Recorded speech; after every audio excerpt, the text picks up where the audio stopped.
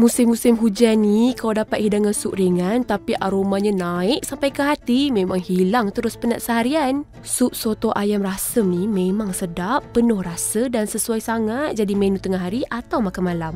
Untuk resipi kali ni, kita akan gunakan serbuk sup babas dan serbuk rasam babas semestinya rencah hidupku. Pertama, tumis bawang merah, bawang putih, halia yang dah dikisar halus sampai wangi. Masukkan rempah kasar, cengkeh, bunga lawang, buah pelaga, kayu manis, kemudian kacau seketika. Campurkan serbuk sup babas dan serbuk rasam babas dengan sedikit air untuk dijadikan paste. Tuangkan paste ke dalam bahan tumisan dan biarkan ia masak sehingga pecah minyak. Lepas tu, tuangkan stok ayam dan masukkan kacang tanah, biarkan ia merinis seketika.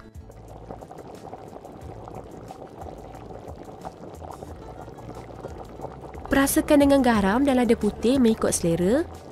Tabur daun sup, daun bawang dan bawang goreng. Akhir sekali, masukkan pula suun dan biarkan ia lembut sebelum dihidang. Dah siap pun sup soto ayam rasam kita. Menu ni makan pada panas confirm layan. Nampak kuali memang telio. Jangan lupa kongsi video ni ya. Selamat mencuba.